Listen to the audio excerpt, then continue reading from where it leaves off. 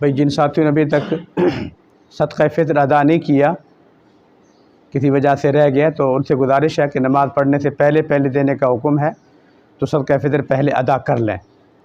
مولانا غلام سے صاحب تھوڑا دروازے کی طرف چلے جائیں، گیٹ کی طرف چلے جائیں۔ جس ساتھی کا یا گھر والوں کا یا بچوں کا صدقہ فطر خدا نخواستہ رہ گیا ہے تو نماز سے پہلے دینا لازم ہے، نماز سے پہلے دے دیں۔ میرے واجب الاحترام بزرگوں، دوستوں، عزیز نوجوان بھائیوں، اللہ تعالیٰ کا لاکھ لاکھ شکر ہے، احسان ہے، فضل ہے، کرم ہے کہ اس پاک ذات نے ایک دفعہ پھر ہمیں رمضان مبارک کا پاک مہینہ عطا فرمایا۔ الحمدللہ ثم الحمدللہ۔ اور پھر اللہ پاک نے ہمیں روزے رکھنے کی بھی ہمت اور توفیق عطا فرمائی۔ یہ بھی اللہ کا بہت بڑا احسان۔ بندہ خود کچھ نہیں کر سکتا۔ بندہ کہے میں نے روزے رکھے، میں نے تراویح پی، میں نے یہ ختم کیا، میں نے اتنے، کچھ نہیں۔ یہ اللہ ہی کی توفیق سے ہوتا ہے، اللہ ہی کی فضل اور کرم سے ہوتا ہے۔ آپ دیکھتے ہیں کہ گرمی کے موسم میں بوڑھے بوڑھے بابے 80 سال کے 70 سال کے روزے رکھ رہے ہوتے ہیں،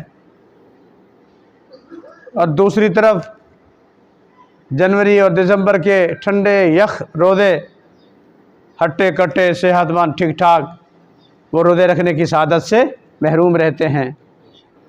تو اس لیے اللہ پاک نے یہ پاک مہینہ عطا فرمایا، اور وہ پاک مہینہ جس کے متعلق احادیث میں آتا ہے کہ آپ صلی اللہ علیہ وآلہ وسلم کو اس پاک مہینے کی رجب کے مہینے سے انتظار ہوتا تھا۔ رجب کا چاند دیکھتے تھے، اللہ سے دعا کرتے تھے، اللہم بارک لنا فی رجب و شعبان، یا اللہ رجب اور شعبان میں برکت عطا فرما، وبلغنا رمضان، اپنے فضل و کرم سے ہمیں رمضان کا مہینہ عطا فرما۔ اور پھر جب رمضان کا مہینہ آتا، ازواج مطہرات صحابہ اکرام ارشاد فرماتے ہیں کہ حضور صلی اللہ علیہ وآلہ وسلم کی جو عبادت کی کیفیت ہوتی تھی وہ روٹین سے بالکل ہٹ کر ہوتی تھی۔ ویسے بھی آپ عبادت کثرت سے کرتے تھے، لیکن جب رمضان کا مہینہ آتا تھا پھر تو اپنے بیوی بچے گھر بار سب سے علیحدگی اختیار کر لیتے تھے، اس طرح کے بالکل صرف اور صرف میں ہوں اور میرا خدا ہے، بس بیچ میں اور کوئی نہیں۔ ساری مصروفیات، ساری چیزیں ترک فرما دیا کرتے تھے۔ یہ ذوق تھا، یہ شوق تھا۔ تو اللہ نے مجھے، آپ کو اور پوری امت مسلمہ کو یہ مہینہ عطا فرمایا، الحمدللہ۔ اللہ تعالیٰ سب کے رمضان کے روزے اور تراویح، ختم قرآن کریم، اور جو اللہ کی توفیق سے، اللہ کی فضل سے ہم نے ٹوٹی پھوٹی عبادتیں کی ہیں، اپنی بارگاہ میں قبول و مقبول فرمائے۔ بھئی یہ کھڑکیاں کھول دو بیٹا، یہ کھڑکیاں کھول دو، سامنے والے پردے ہٹا دو، یہ پنکھا بند کر دو، موسم اچھا ہے انشاءاللہ، تو تھوڑا سا اسپیکر نہیں ہے نا، آواز رہتا آگے پیچھے تک جاتی رہے، پنکھا بند کر دو، کھڑکیاں کھول دو سارے۔ میرے محترم بزرگوں، دوستو، اس کے بعد اللہ تعالیٰ نے رمضان کی تکمیل پر ہمیں عید کا تحفہ عطا فرمایا، عید کا تحفہ عطا فرمایا۔ اصل میں ہوتا یہ تھا کہ اسلام سے پہلے کسی بھی خوشی کے موقع پہ کفار مکہ، مشرکین مکہ، یہود و نصارہ، ان لوگوں کی عادت تھی یا رواج تھا، وہ خوشی کے موقع پہ میلے ٹھیلے کرتے تھے، سارے اکٹھے ہوتے تھے، مقابلہ بازی ہوتی تھی، تیر اندازی ہوتی تھی، بتوں کے نام پہ چڑھاوے چڑھائے جاتے تھے، کفر اور شرک کا جو رواج تھا، اس طرح۔ تو اللہ تعالیٰ نے عید کی جو خوشی ہے وہ ہمیں عطا فرمائی، لیکن اس رسم اور رواج سے ہٹ کے ہمیں عطا فرمائی۔ وہاں جاتے تھے لوگ، اپنے بتوں کے نام پہ چڑھاوے چڑھاتے تھے، اپنے اپنے برادری، اپنے اپنے قبیلوں کے حساب سے جو ان کے بت ہوتے تھے، اپنے بتوں کے نام لے کے فخر کیا کرتے تھے، میرا بت بڑا ہے، دوسرا کہتا ہے میرا بت بڑا ہے، تیسرا کہتا تھا میرا بت بڑا ہے، اور اس پہ پھر مقابلہ بازیاں ہوتی تھی۔ تو اللہ تعالیٰ نے ہمیں یہ جو عید عطا فرمائی، تو اس عید کے موقع پہ ایسے کفریہ اور شرکیہ جو عقائد ہوتے تھے ان سب کی نفی کر دی۔ چنانچہ عید کے موقع پہ حضور صلی اللہ علیہ وآلہ وسلم نے کیا عمل سنت قرار دیا؟ فرمایا کہ نہا دھو کے خوشبو لگا کے اچھے کپڑے پہن کے گھر سے نکلو تو اللہ کا نام بلند کرو، اللہ اکبر لا الہ الا اللہ واللہ اکبر وللہ الحمد۔ کیا ہے مشرکو، اے کافرو، کہ تم اپنے عیدوں کے موقع پہ نکل کے اپنے بتوں کے نام کی بلندی کی باتیں کرتے ہو، لیکن دین اسلام میں عقیدے کی بات ہے کہ بڑھائی صرف اور صرف کس کے لیے ہے؟ اللہ کے لیے ہے۔ سب سے بڑا کون ہے؟ عظمتوں والا کون ہے؟ بڑھائی والا کون ہے؟ کبریائی کس کے لیے ہے؟ عظمت اور شان کس کے لیے ہے؟ اللہ ہی کے لیے ہے۔ اس لیے ہر مسلمان گھر سے نکلتا ہے، بچہ ہے، جوان ہے، بوڑھا ہے، اس کی زبان پہ کیا کلمات ہوتے ہیں؟ اللہ اکبر، اللہ اکبر، اللہ سب سے بڑا ہے، اللہ سب سے بڑا ہے، لا الہ الا اللہ واللہ اکبر، اللہ کے سوا کوئی معبود نہیں، تم نے جو جھوٹے معبود بنا رکھے ہیں ان کی کوئی حقیقت نہیں، اللہ کے سوا کوئی معبود نہیں، معبود حقیقی کون ہے؟ صرف اور صرف اللہ ہی ہے، اللہ، لا الہ الا اللہ، کوئی معبود نہیں مگر اللہ، مشکل کشا وہی، حاجت روا وہی، عظمتوں والا وہی، دینے والا وہی، لینے والا وہی، خوشی اس کے ہاتھ میں، نفع نقصان اس کے ہاتھ میں، سب کچھ اللہ کے ہاتھ میں۔ تو آپ گھر سے نکلتے ہیں تو اس کفریہ اور شرکی عقیدے کے توڑ کرتے ہوئے، اللہ کی عظمت اور بلندی کو بیان کرتے ہوئے یہ پڑھتے ہوئے نکلتے ہیں۔ یہ سنت ہے یا نہیں ہے کہ عید میں آؤ تو یہ کلمات پڑھتے ہوئے آؤ، اور عید سے جب فارغ ہو کے جاؤ تو تب بھی یہی کلمات پڑھتے ہوئے واپس جاؤ؟ اور تھوڑا بڑی عید میں تو زیادہ بلندی کا حکم ہے، اس عید کے اندر بھی تھوڑا سا بلند آواز میں، آہستہ آہستہ، زبان میں نہیں، اس طرح اللہ کے کلمے کو بلند کریں کہ لوگوں کو پتہ چلے کہ جو کفار مکہ، مشرکین مکہ اپنے بتوں کی عظمتوں کو بیان کرتے تھے، اپنی ان کی بڑھائیاں بیان کرتے تھے، تو مسلمان شرک کی ساری صورتوں کا انکار کر کے، سب کی نفی کر کے، صرف اور صرف کس کی بلندی عظمت کو بیان کرتا ہے؟ اللہ کی عظمت اور اس کی سربلندی کو بیان کرتا ہے۔ تو یہ عقیدہ ہے، یہ ایمان ہے۔ اور دوسری بات کہ جو اس وقت عید کی شکلیں ہوتی تھی میلے ٹھیلے کی ہوتی تھی، میلے ٹھیلے کی شعر و اشعاری ہو رہی ہے، مقابلہ بازی ہو رہی ہے، نظریں نیاز چڑھائے جا رہے ہیں، لیکن آقا حضور سرور کونین صلی اللہ علیہ وآلہ وسلم کے صدقے ہمیں جو عید ملی ہے وہ عید ان سے مختلف ملی ہے۔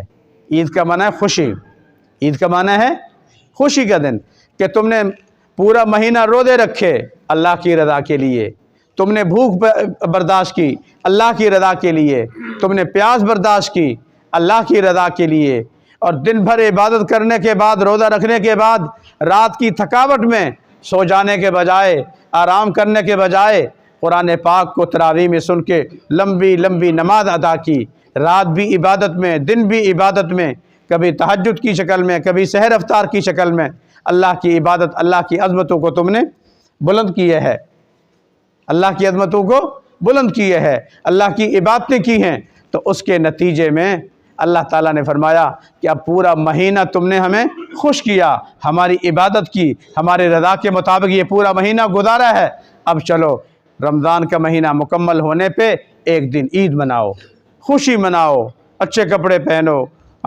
غسل کرو، سرما لگاؤ اور اپنی خوشی کا اظہار کرو۔ لیکن جیسے کفار مکہ، مشرکین مکہ جا کے چڑھاوے دیا کرتے تھے، اپنے بتوں کی مقابلے بازی کیا کرتے تھے سربلندی کے عنوان سے، اللہ تعالیٰ نے ان چیزوں کی نفی کرتے ہوئے حضور کے صدقے ہمیں جو عید عطا فرمائی، فرمایا کہ تم نے اللہ کے حضور پورا مہینہ نمازیں پڑھی، عبادتیں کی، اور اللہ کے حضور جو ہے اللہ کی رضا کو حاصل کرنے کے لیے بھوک کو برداشت کیا، پیاس کو برداشت کیا، اللہ تم سے خوش ہو گئے، اب تم عید مناؤ۔ مسلمان کی عید کیا ہے؟ اللہ کے حضور آ کے شکرانے کے نماز ادا کرو۔ یہ جو عید کی نماز ہم پر واجب ہے، یہ در حقیقت رمضان کے روزے اور قیام اللیل ادا کرنے کا ایک شکرانہ ہے۔ اس میں یہ بتا دیا گیا ہے کہ اسلام کا جو دین اسلام ہے، اسلام کا جو مذہب ہے، اسلام کا جو عقیدہ ہے، वो रस्म व रिवाज का नाम नहीं, इस्लाम का अक़ीदा और मज़हब मेले ठेले का नाम नहीं। इस्लाम का अक़ीदा और मज़हब और इबादत और दीन क्या है कि जब भी अल्लाह ताला हुक्म दे उसके मुताबिक वो अमल करके दिखाओ। अल्लाह ने फरमाया कि कल तक तुम रोज़ा रखो, हमने रोज़ा रखा। आज अल्लाह ने हुक्म दिया कि ईद का दिन है, तुम्हें रोज़ा रखने की इजाज़त नहीं। आज कोई मुसलमान ये कहे कि जी मुझे रोज़ा रखने का बड़ा मज़ा आया, तो आज भी मैं खुशी से रोज़ा रखता हूँ, लेकिन इसमें रोज़ा रखने की इजाज़त नहीं। अल्लाह ने फरमाया आज तुम खुशी तुम्हारी ये है कि तुम अल्लाह के हुज़ूर सुबह सुबह आके जमात के साथ इज्तिमाई तौर पे और पूरा मजमा बना के, असल सुन्नत तो ये है कि खुली जगह हो, खुला मैदान हो, वहाँ सारे इकट्ठे होकर ईद की नमाज़ पढ़ें। लेकिन आजकल चूँकि जगह महदूद हो गई, जगह तंग हो गई, इस तरह की जगह हमारे पास मौजूद नहीं, इसका हम लोग एहतमाम भी नहीं करते, तो फिर ईद की नमाज़ मस्जिदों में पढ़ते हैं। जायज़ तो है, मस्जिद में भी जायज़ है, कहीं भी पढ़ सकते हैं, लेकिन असल जो हुजूर की सुन्नत थी वो ये थी कि हुजूर फरमाया करते खुले मैदान में जाके पढ़ो, ताकि दुनिया को नज़र आए कि माशाअल्लाह मुसलमान जो है अल्लाह की इबादत के लिए कैसे जमा हो गए हैं। लोग ईद करते हैं तो ईद के मौके पे शैतानी काम करते हैं, गलत काम करते हैं, लड़ाइयाँ करते हैं, गालम गलोच होती है। लेकिन मुसलमानों को अल्लाह ताला ने जो ईद अता फरमाई, जो ये मेला अता फरमाया, वो रब के हुजूर क्या है, इबादत का है, रब के हुजूर सजदा करने का है, रब के हुजूर रुकू करने का है, ये है ईद। और फिर इस्लाम की हिकमतों को देखें, इस्लाम की बरक़ात को देखें, दीन की बरक़ात को देखें कि इस ईद के मौके पे अल्लाह ताला ने हम सब पर, जिसको अल्लाह ताला ने गुंजाइश अता फरमाई, हर वो मर्द हर वो औरत जिसके पास 70-80 हज़ार रुपये नकदी है या 70-80 हज़ार रुपये की मालियत का सोना चांदी गैर ज़रूरी सामान घर में मौजूद है, तो उनको हुक्म दिया गया है कि जब तुम अपनी खुशी मना रहे हो, अपने लिए कपड़े ख़रीद रहे हो, अपने लिए खाने पीने का अहतमाम कर रहे हो, अपने लिए अच्छी अच्छी चीज़ें लेके आ रहे हो, तो वहाँ तुम पर यह भी लाजिम किया गया है कि अपने अड़ोस में, पड़ोस में, अपने करीब में, अहल व अयाल में, मुताल्लिक़ीन में, रिश्तेदारों में, हाँ सब में सदका फ़ितर के नाम पे, जो कि वाजिब है, ज़रूरी है हर मर्द के ऊपर, हर औरत के ऊपर, और घर के सरबराह के ऊपर ये लाजिम है कि वो अपना भी फ़ितरा ना दे और उसके मातहत फैमिली में जो लोग आते हैं उन सब की तरफ से भी फ़ितरा ना अदा करे। फ़ितराने की तफसील हमने ये इसमें लिख दी है कि हुजूर के ज़माने में गंदम की शक्ल में भी दिया जाता था, जौ की शक्ल में भी दिया जाता था, और खजूर की शक्ल में भी दिया जाता था, किशमिश की शक्ल में भी दिया जाता था। आम तौर पे ये 4 चीज़ें दी जाती थी। उस ज़माने में गल्ला आम तौर पे दिया जाता था, लेकिन शरीयत ने यह भी गुंजाइश दी है, उलमा ने लिखा है कि आप ये चीज़ें बराह रास्त गरीबों को दें तब भी जायज़ है, अगर इनकी कीमत गरीबों को पहुँचाएँ तब भी जायज़ है। और फिर अल्लाह ताला ने ये मुख्तलिफ़ चीज़ें दी हैं ताकि हर आदमी अपनी अपनी गुंजाइश के मुताबिक फ़ितराने के तौर पे दे। मसले के एतबार से ये मसला समझ लें कि ईद की रात भी जो बच्चा पैदा होगा, ये जो गुज़श्ता रात जो अभी गुज़री है, इस रात भी जिस घर में बच्चा पैदा होगा, उस पैदा होने वाले बच्चे का भी सदका फ़ितर अदा किया जाएगा। इसमें ये बालिग ना बालिग का हुक्म नहीं है कि बालिग का है ना बालिग का नहीं है। जैसे ज़कात का मसला है ना कि मर्द है औरत है, बालिग है तो उसके ऊपर ज़कात वाजिब है कि वो अपने सोने की ज़कात दे, चांदी की ज़कात दे, नकदी की ज़कात दे, कारोबार है तो उसकी ज़कात दे, ये सब चीज़ें हैं। लेकिन वो आकिल बालिग मुसलमान पर हैं, मर्द और औरत आकिल बालिग पर। लेकिन ये सदका फ़ितर सब की तरफ से दिया जाएगा कि ये ईद का मौका है, ये शुक्राना है, ये शुक्राना अपनी तरफ से, अपने अहल व अयाल की तरफ से, यहाँ तक कि ईद की रात पैदा होने वाला जो बच्चा है उसकी तरफ से भी ये सदका फ़ितर अदा करो। और सदका फ़ितर देने का मकसद और हिकमत क्या है, जैसे कि मैंने आपको बताया है, ताकि जहाँ अल्लाह ताला ने हमें गुंजाइश और वसअत दी है, हम अपने लिए, अपने बच्चों के लिए, अपने अहल व अयाल के लिए खाने पीने और अच्छी अच्छी चीज़ें ला के उनकी खुशी का सामान करते हैं। तो वहाँ इस्लाम ने हुक्म दिया कि तुम भी अपने अता के हुए माल में से जो अल्लाह ने दिए है उसमें से वमिम्मा रज़क़नाहुम युनफ़िक़ून, उसमें से खर्च करो। और ख़र्च करने की ये सूरत है, अगर किसी के पास कम गुंजाइश है तो कम से कम गंदम के हिसाब से 160 रुपये फ़ी आदमी सदका फ़ितर बनता है। और अगर अल्लाह ने ज़्यादा वसअत दी है तो खजूर के हिसाब से दें, जौ के हिसाब से दें, किशमिश के हिसाब से दें, उसकी रकम ज़्यादा बनती है। ये जितने पैसे लिखे हैं ये फ़ी आदमी का फ़िदिया और फ़ितराना है। فدیہ بھی یہی ہے کہ اگر خدا نخواستہ کوئی آدمی، کوئی مرد یا عورت بوڑھا ہے، بوڑھا ہونے کا مطلب یہ ہے، کئی بزرگ ہوتے ہیں اتنی عمر کے ہو جاتے ہیں کہ وہ مطلب یہ ہے کہ روزہ رکھنے کے قابل نہیں ہوتے، اتنی بڑھاپے ہوتی، نہ بھوک نہ برداشت کرتے، نہ پیاس برداشت کر سکتے ہیں، عمر کا تقاضا بھی اس قدر ہے کہ بالکل بزرگ اور بوڑھے ہو چکے ہیں، تو اس کے لیے پھر اسلام نے گنجائش دی ہے کہ وہ اپنے روزوں کا فدیہ ادا کریں، اور روزے کا فدیہ بھی اتنا ہے۔ اور خدا نخواستہ زندگی میں نمازیں قضا ہو گئی ہیں، نمازیں قضا ہو گئی ہیں تو اس کا مسئلہ سمجھ لیں، اس کا حکم یہ ہے کہ زندگی میں فدیہ نہیں دیں گے نمازوں کا، ان نمازوں کو آپ زندگی میں قضا کے طور پہ ادا کرنے کی کوشش کریں، روزانہ ہر نماز کے ساتھ یا جس وقت بھی آپ کو ٹائم ملے، فرصت ملے، رات اور دن میں آپ 2 4 5 10 20 اکٹھی نمازیں پڑھ سکتے ہیں، سنتیں چھوڑ دیں، نوافل چھوڑ دیں، لیکن جو فرض نمازیں ہیں 2 رکعت فرض فجر کے پڑھ لیے، 4 رکعت فرض ظہر کے پڑھ لیے، 4 رکعت عصر کے پڑھ لیے، 3 مغرب کے پڑھ لیے، عشاء کے 4 پڑھ کے 3 وتر پڑھ لیے، ایک دن کی نمازیں مکمل ہو گئی۔ تو جو نمازیں خدا نخواستہ قضا ہیں تو زندگی میں ان کا فدیہ نہیں، زندگی میں ان کو ادا کرنے کا حکم ہے، اس لیے کہ نماز کا جو مسئلہ ہے وہ روزے سے مختلف ہے، روزہ رکھنا مشکل ہے، ہمت والا کام ہے، سارا دن بھوک اور پیاس برداشت کرنا پڑتا ہے۔ اب بوڑھا ہے، بزرگ ہے، وہ سارا دن بھوک اور پیاس برداشت نہیں کر سکتا بیماری کی وجہ سے یا عمر کے تقاضوں کی وجہ سے، اس کے لیے شریعت نے فرمایا کہ فی روزہ یہ ہے کہ ایک آدمی کو 2 ٹائم کا کھانا کھلائے، کسی مسکین کو 2 ٹائم کا کھانا کھلائے، یا پھر یہ ہے کہ یہ گندم جو وغیرہ کے حساب سے فدیہ ادا کر دے۔ لیکن چونکہ روزے کا مسئلہ نماز کا مسئلہ اس سے مختلف ہے، اللہ نے فرمایا کہ نماز پڑھو، کیسے پڑھو؟ کھڑے ہو کے پڑھو، کھڑے ہو کے نہیں پڑھ سکتے بیٹھ کے پڑھو، بیٹھ کے نہیں پڑھ سکتے لیٹ کے پڑھو، اشارے سے پڑھو، لیکن نماز پڑھو، اس میں کوئی رعایت نہیں ہے۔ تو اس لیے اس میں نماز میں حکم یہ ہے کہ زندگی میں جب تک اللہ تعالیٰ نے آپ کو دی ہے زندگی، اٹھتے بیٹھتے لیٹتے جیسے کیسے اپنی نمازیں قضا کرو، اس میں گنجائش والی بات نہیں ہے اس میں۔ اور روزے کا بھی مسئلہ سمجھ لو، کئی لوگ یہ سمجھتے ہیں کہ شریعت نے ہمیں اختیار دیا ہے، شریعت نے ہمیں اختیار دیا ہے، روزے رکھ لیں مرضی یا یہ فدیہ دے دیں ہماری مرضی، ایسا نہیں ہے بھائی، ایسا نہیں ہے۔ قرآن پاک میں واضح طور پہ اللہ نے ارشاد فرمایا فَمَنْ كَانَ مِنْكُمْ مَرِيضًا أَوْ عَلَىٰ سَفَرٍ فَعِدَّةٌ مِّنْ أَيَّامٍ أُخَرَ،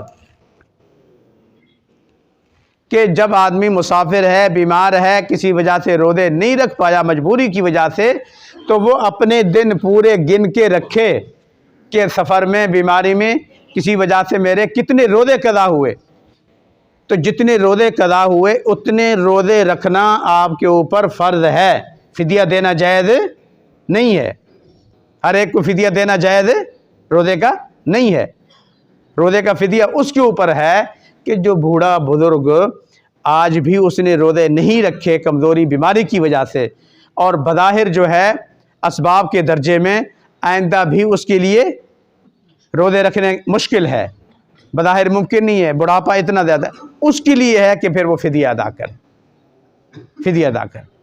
تو بہرحال یہ چند ضروری مسئلے تھے، اللہ تعالیٰ آپ کے ہمارے روزے جو ہے اپنی بارگاہ میں قبول فرمائے۔ تو میرے دوستو آخر میں اتنی گزارش کر لوں کہ اللہ پاک نے جس طرح ہمیں توفیق اور ہمت دی، ہم سب نے رمضان کے روزے رکھے ہیں اور نماز کی ماشاءاللہ پابندی کی ہے، اللہ کے فضل و کرم سے جو ہے مسجدیں آباد رہیں، لوگ مسجدوں میں زیادہ سے زیادہ آتے رہے، تو آپ سے یہ گزارش ہے کہ رمضان کا مہینہ جس طرح گزارا ہے آگے بھی زندگی اسی طرح گزارنے کی کوشش کریں۔ علماء فرماتے ہیں کہ یہ جو رمضان کے روزے ہیں یا رمضان کا مہینہ ہے، یہ اصل میں آپ کی روحانی اعتبار سے، باطنی اعتبار سے، اخلاقی اعتبار سے، دینی اعتبار سے ایک ٹیوننگ تھی تمہاری، کہ جیسے گاڑی کی سروس کرواتے ہیں، ٹیوننگ کرواتے ہیں، تو اس کے بعد گاڑی چلنے کے لیے بہتر ہو جاتی ہے، اچھی ہو جاتی ہے، اور پھر کچھ عرصے تک بہتر طریقے سے چلتی رہتی ہے۔ تو اس طرح اللہ تعالیٰ نے یہ مہینہ ہمیں عطا فرمایا کہ دن بھر آپ نے روزہ رکھا، تو گویا آپ سارا دن عبادت کرتے رہے، صبح سے لے کر شام تک آپ عبادت کرتے رہے، یہ عبادت کی کیفیت رہی۔ اور پھر رات شروع ہوئی تو رات میں بھی آپ نے مغرب کی نماز پڑھی، افطاری کی، عشاء کی نماز پڑھی، تراویح پڑھی، کچھ دیر آرام کر کے پھر تہجد کے لیے اٹھے، پھر سحری کی، فجر کی نماز پڑھی۔ تو گویا دوسرے لفظوں میں رات بھی تقریباً اللہ کے فضل و کرم سے ہماری عبادت میں گزر ہی جاتی ہے۔ تو اللہ نے دن رات ہمیں اس ماحول میں، اس پاک مہینے کے برکات میں اس طرح جوڑے رکھا کہ اب اس کے برکات، اس کے ثمرات ہمارے آگے بھی نظر آنے چاہیے۔ یہ نہیں ہے کہ رمضان کا مہینہ گزرا تو نماز کی چھٹی، اعمال کی چھٹی نہیں۔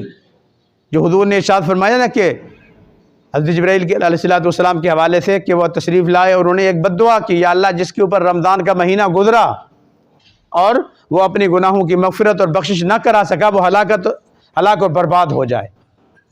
اللہ معاف فرمائے کہ ہم نے رمضان کا مہینہ اس لیے گزارا ہے تاکہ ہماری بخشش ہو جائے، ہماری مغفرت ہو جائے، ہم پاک اور صاف ہو جائیں۔ پاک اور صاف ہونے کا مطلب یہ ہے کہ آگے ہم جو ہے نا ایک مثالی زندگی گزاریں۔ اب اس لیے آپ سے میری گزارش ہے کہ نماز کی آج سے پابندی کریں گے انشاءاللہ۔ سمجھے نہیں سمجھے؟ رمضان میں نہیں، پورے سال میں نماز فرض ہے۔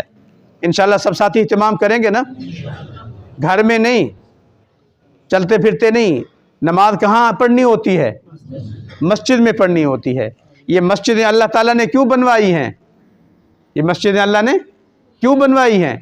کہ تم یہاں آ کے وَأَنَّ الْمَسَاجِدَ لِلَّهِ فَلَا تَدْعُوا مَعَ اللَّهِ أَحَدًا، اللہ کی عبادت کے لیے ہیں، اللہ کی عبادت آ کے یہاں کرنا ہے۔ ہم چلتے پھرتے گھر میں آگے پیچھے پڑھ لیتے ہیں، نہیں بھائی نہیں۔ جب دنیا میں ہم حرص کرتے ہیں نا، لالچ کرتے ہیں، اگر اوپر مجھے ایک چیز 100 روپے کی ملتی ہے اور وہی چیز مین مارکیٹ میں مجھے 70-80 روپے کی ملتی ہے، 90 کی ملتی ہے، 5-10 روپے میرے بچ رہے ہوتے ہیں، تو میں 5-10 روپے بچانے کے لیے یہاں سے چیز نہیں لیتا، وہاں دور چلا جاتا ہوں۔ کرتے نہیں کرتے؟ یہ ساری دنیا، کوئی سعودیہ، کوئی دبئی، کوئی امریکہ، کوئی کہاں جا کے نوکریاں ملازمتیں کیوں کرتے ہیں؟ اس لیے کرتے ہیں نا کہ یہاں تنخواہ 1,00,000 ملتی ہے تو وہاں 10,00,000 ملتی ہے، اس لالچ میں جاتے ہیں۔ دنیا کے اندر ہماری اتنی لالچ ہے، بیوی کو چھوڑ دیا، بچوں کو چھوڑ دیا، سال 2-2 سال 5-5 سال کے لیے چھوڑ دیا، اور دوسری طرف اللہ نے گھر کے قریب، گھر کے پاس ہمیں اللہ نے مسجد عطا فرمائی، 2 قدم چل کے ہم مسجد نہیں جاتے۔ کتنی بڑی محرومی ہے، کتنی بڑی محرومی ہے۔ اس پر استغفار کریں، اللہ سے معافی مانگیں کہ اللہ تیرے گھر میں کیوں نہیں آ سکتا، میں تو کیوں تیرے گھر میں آنے سے محروم ہوں، میں کیوں تیرے گھر میں آ کے تیرے سامنے سجدہ کرنے سے محروم ہوں۔ استغفار کریں، نماز با جماعت ادا کرنے کی کوشش کریں۔ آقا حضور سرور کونین صلی اللہ علیہ وآلہ وسلم نے ارشاد فرمایا، بھئی جو راستہ ہے نا اس کو چھوڑ دیں، ساتھی اوپر چلے جائیں، اوپر جگہ بنی ہوئی ہے نماز کے لیے، ساتھی راستہ چھوڑ کے اوپر تشریف لے جائیں۔ تو حضور نے کیا ارشاد فرمایا سمجھ لیں۔ حضور فرماتے ہیں جب آپ گھر سے نکلتے ہو کس مقصد کے لیے؟ نماز پڑھنے کے لیے، تو ہر قدم پر آپ کو ایک نیکی ملتی ہے۔ 100 قدم چل کے آئے، 1000 قدم چل کے آئے، آپ کو ہر قدم پہ ایک نیکی ملی۔ اور حضور فرماتے ہیں ہر قدم پہ آپ کی ایمان کا درجہ بلند ہو گیا، آپ کا اسکیل بڑھ گیا۔ اور ہر قدم پہ حضور فرماتے ہیں تمہارے ایک گناہ معاف ہوتے ہیں۔ کبھی پاؤں سے گناہ ہو جاتا ہے، کبھی ہاتھ سے گناہ ہو جاتا ہے، کبھی آنکھ سے گناہ ہو جاتا ہے، کبھی کان سے گناہ ہو جاتا ہے، پتہ نہیں چلتا دن میں ہم سے کتنے گناہ ہو رہے ہوتے ہیں۔ تو اللہ نے یہ نماز کی عبادت ہمیں اس لیے دی ہے کہ نماز میں چل کے آؤ تو 100 قدم 1000 قدم چل کے آؤ گے تو ہر قدم پہ تمہارے گناہ معاف ہوتے جائیں گے، واپس جاؤ گے تب بھی اسی طرح گناہ معاف ہوتے جائیں گے۔ اور پھر جب اللہ کے حضور جماعت کے ساتھ نماز پڑھو گے، جتنی بڑی جماعت اتنا بڑا اجر، جتنی بڑی جماعت اتنا بڑا اجر۔ اور کم سے کم یہ تو کہیں بھی نہیں، حضور نے فرمایا ایک نماز کے بدلے 27 نمازوں کا اجر ہے۔ سبحان اللہ، ایک نماز جماعت سے پڑھیں گے تو اجر کتنا ملے گا؟ 27 نمازوں کا۔ کتنی بڑی اللہ نے ہمیں لالچ دی ہے، کتنی بڑی لالچ دی ہے۔ دنیا میں میرے پاس پیسے نہیں ہیں، جیب سے پیسے نکل گئے، خدا نخواستہ ختم ہو گئے، تو میں آپ میں سے کسی سے پکڑ سکتا ہوں، ایک انکار کرے گا، دوسرا کوئی نہ کوئی دے دے گا۔ لیکن کل قیامت کے دن اللہ فرماتے ہیں یوم یفر المرء من اخیہ و امہ و ابیہ و صاحبتہ و بنیہ، وہ اتنا سخت کڑا لمحہ ہوگا کہ اس وقت ایک نیکی کسی کی کم ہو گئی، اللہ فرمائیں گے ایک نیکی لے آؤ نہیں تو جہنم میں تمہیں ڈال دیا جائے گا، ایک نیکی لے کے آئے جہنم سے تم بچ جاؤ گے۔ وہ ایک نیکی کے لیے اللہ فرماتے ہیں وہ بھاگے گا، باپ کے پاس، بھائی کے پاس، بیوی کے پاس، خاوند کے پاس، کس کے پاس جائے گا؟ تو ہر ایک کے پاس جائے گا، لیکن اس وقت کوئی کسی کو ایک نیکی دینے کے لیے بھی تیار نہیں ہوگا۔ تو میرے دوستو، جب دنیا کے لیے ہم اتنی لالچ حرص کرتے ہیں تو آخرت کے لیے کوئی نہیں کرتے جو ہمیشہ ہمیشہ کی زندگی ہے۔ تو انشاءاللہ نماز کی پابندی کا اہتمام کریں گے نا انشاءاللہ۔ اور قرآن کریم آپ نے پڑھا رمضان کے مہینے میں، اہتمام سے پڑھا۔ آپ میں سے اکثر نے قرآن کریم کے ختم نکالے ہوں گے۔ یہ قرآن پاک صرف رمضان کے لیے نہیں ہے۔ وعدہ کریں، عہد کریں کہ انشاءاللہ روزانہ بلا ناغہ صبح صبح سب سے پہلے قرآن کھول کے تلاوت کریں گے انشاءاللہ۔ آدھا سپارہ کریں، آدھا پاؤ کریں، سپارہ پڑھیں، جتنی بھی ہو سکے، لیکن روزانہ انشاءاللہ الذی قرآن پاک کی تلاوت کریں گے اور اللہ کا ذکر کریں۔ سبحان اللہ و بحمدہ سبحان اللہ العظیم، سبحان اللہ والحمدللہ ولا الہ الا اللہ، اللہ اکبر۔ ایک دفعہ کہو گے سبحان اللہ، ایک دفعہ کہو گے الحمدللہ، جنت میں درخت لگتے جائیں گے، جنت کا باغ آپ کا لگتا جائے گا۔ نہ اس میں پانی دینے کی ضرورت ہے، نہ اس میں دھوپ گرمی کی ضرورت ہے، نہ اس میں دیکھنے کی ضرورت ہے۔ حضور فرماتے ہیں ایک دفعہ سبحان اللہ کہہ دو، ایک ایسا جنت کا درخت لگ جائے گا کہ اس کے نیچے 500 سال تک عربی نسل کا گھوڑا دوڑے گا تو اس کا سایہ ختم نہیں ہوگا۔ یہ دولتیں ہیں، نعمتیں ہیں۔ اسی طرح جو ہے روزانہ بلا ناغہ کم سے کم 100 دفعہ درود شریف پڑھ لیا کریں 100۔ اور اس کے لیے میں یہ نہیں کہتا آپ مسجد میں آ کے درود شریف پڑھیں، ذکر اذکار کریں۔ دکان میں ہیں، ڈیوٹی پہ ہیں، گاڑی چلا رہے ہیں، مستری ہیں، مزدور ہیں، کام بھی کریں۔ زبان تو کام نہیں کرتی نا آپ کا، قلم لکھتا ہے، قلم سے چیزیں دیتے لیتے ہو، ہاں؟ تو زبان تو اللہ نے آپ کی اپنے ذکر کے لیے مخصوص رکھی ہے۔ ذکر بھی، کام بھی کرتے جائیں، ذکر بھی کرتے جائیں، کام بھی کرتے جائیں، درود شریف بھی پڑھتے جائیں، کام بھی کرتے جائیں، استغفار بھی پڑھتے رہیں۔ استغفار بھی، استغفر اللہ استغفر اللہ استغفر اللہ ربی من کل ذنب واتوب الیہ۔ انشاءاللہ ان ساری چیزوں کا اہتمام کریں گے نا، اللہ تعالی ہم سب کے لیے عید کو اپنی بارگاہ میں قبول و مقبول فرمائے۔ میری طرف سے، ادارے کی طرف سے آپ سب کو عید مبارک ہو۔ اور اللہ تعالیٰ سے دعا ہے کہ اللہ تعالیٰ نے مجھے آپ کو تمام مسلمانوں کو جس طرح رمضان میں عبادات کی ہمت دی، توفیق دی، یہ توفیق اللہ ہم سب کو آئندہ بھی عطا فرمائے۔ اور اسی طرح اللہ تعالیٰ ذوق شوق کے ساتھ اپنے بارگاہ میں حاضری دینے کی اللہ ہم سب کو توفیق عطا فرمائے۔ آمین وآخر دعوانا الحمدللہ رب العالمین۔ بھئی میں نے جیسے سب سے پہلے آپ کو گزارش کی تھی کہ یہ جو صدقہ فطر ہے یہ عید کی نماز سے پہلے دینے کا حکم ہے۔ اگر کسی ساتھی کا صدقہ فطر رہ گیا ہے، ہاں، جلدی میں، بے خیالی میں، تو صدقہ فطر دے دیں۔ مولانا غلام حسین صاحب بیٹھے ہوئے ہیں، ادھر جمع کروا دیں یا ادھر آگے دے دیں، لیکن نماز سے پہلے دینا ضروری ہے۔ اگر فرض کریں اپنے پاس نہیں بھی ہیں، کسی دوسرے ساتھی سے لے لیں، ادھار کے طور پہ دے دیں، ورنہ پھر نماز کے بعد بھی دینا ہوگا، لیکن اس کے ساتھ گناہ بھی ہوگا کہ آپ نے ایک عبادت جس وقت کرنی تھی اس میں کوتاہی کیوں کی ہے۔ اللہ ہم سب کو ہر قسم کے گناہوں سے محفوظ رکھے۔ اس لیے اگر کسی کا فطرہ نہ رہتا ہے تو جلدی جلدی عطا کر لیں، ہم 1-2 منٹ انتظار کر لیں گے، اس میں کوئی حرج نہیں ہے، لیکن یہ ہے کہ تاکہ بندہ کوئی گناہ گار نہ رہے۔ بھائی اوپر مسجد کی دوسری منزل ساری خالی ہے، آپ ادھر سے بیچ میں سے چلے جائیں، اندر آ جائیں، یہ سیڑھیاں ہیں، اوپر تشریف لے جائیں۔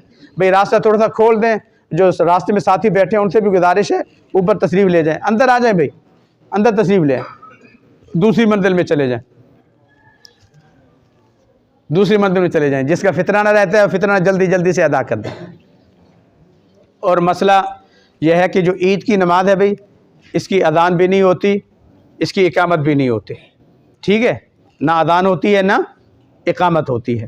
اس کی 2 رکعتیں ہوتی ہیں، لیکن اس میں اضافی تکبیرات ہوتی ہیں۔ جیسے میں نے آپ کو بتایا نا کہ وہ لوگ اپنے بتوں کی بڑائی بیان کرتے تھے، تو اللہ نے اس نماز میں اپنی عظمت کو بیان کریں۔ گھر سے نکلے تو اللہ اکبر اللہ اکبر، اللہ کی بڑائی اللہ کی بڑائی، تو نماز کے اندر بھی وہ اللہ کی بڑائی ہم نے بیان کرنی ہے، ٹھیک ہے جی؟ 2 رکعت نماز عید واجب ہے۔ نماز کیا ہے؟ یہ واجب ہے۔ تو اس میں پہلی رکعت میں 3 تکبیریں کہیں گے قرأت سے پہلے، اور دوسری رکعت میں اضافی 3 تکبیریں کہیں گے قرأت کے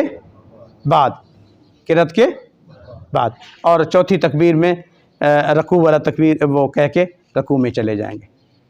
سب کو سمجھ آ گیا جی؟ صفیں سیدھی فرما لیں۔